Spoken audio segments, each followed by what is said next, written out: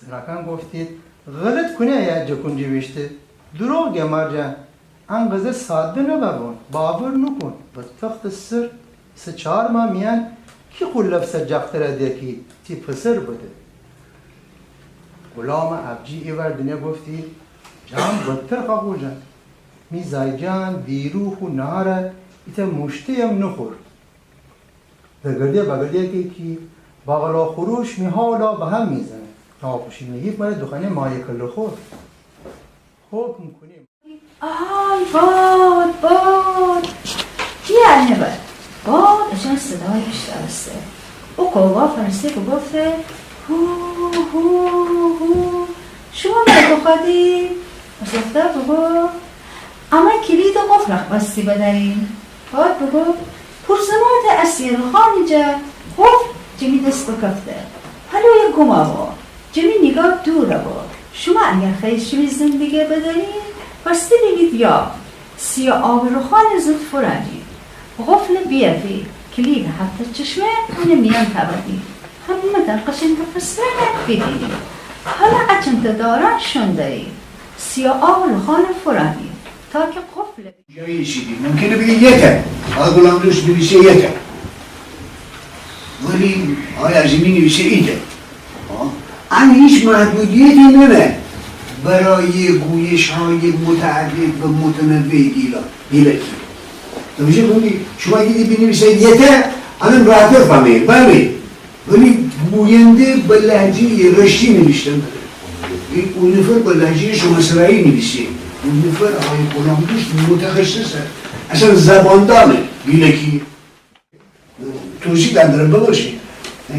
مثل شما الان با اون بخواهید مثلا هم گیلکی خوب بفهمید و هم گیلکی خوب حرف بزنید خب امکان نره توجه کنید شما یعنی اصلا اما که مشکل بسیار بزرگی داریم الان بگیم مدرسه میاد زاق همراه فارسی حرف زنیدی به خانه پیرمرد بگید فارسی حرف زنیدی چرا برای اینکه گیلکی حرف بزنید او از شأن مثلا شهری بودن اصلا کاسه دیده در اون که نیه فقط کوچه خیابان انگلیسی بعضی موزای از خوب مهر باشیم اون میکنی چی؟ شاید مامانم با قایده ننه اون کنی چی؟ خب آدمی حتی روش کنی به آقای بابایی یا خانم نام من ننه چیه؟ خب تقریبا که اصلا دقیقا یه تعارض بشه این چی گفتن داره این چی گفتن داره خانم فرمایه که استاد خوشون استاد ادبیات آقای خایفی حتما چی برسی آقای خایفی شما دارید این نام خوشی آقای خایفی چیه؟ غلام عباس و این نام مخصوص شیرازه من جای دیگه رو نام ها کار کردم ندیدم کسی اسمش غلام عباس باشه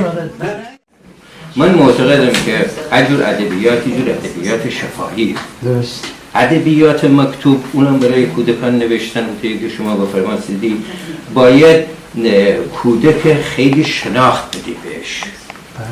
بخواهیم از واقعیات زندگی کودک و خانوادش و پدرش و مادرش و کوچش و خیابانش بنویسیم من معتقدم من دوستان اما جسارتا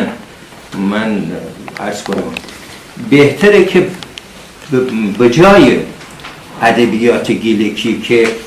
یک طرفش نگاه ترجمانه داره یعنی برگردن سته چیزی دیگر داره من خیلی راحت اگر این نبره بخونم یه چشمه چیه درست اصلا چشمه ما باید دوباره اصلا محیط چشمه اینیه محیط زندگی هم چشمه بگی حالا درست از اینکه دوستان او اشاره بوده که چیز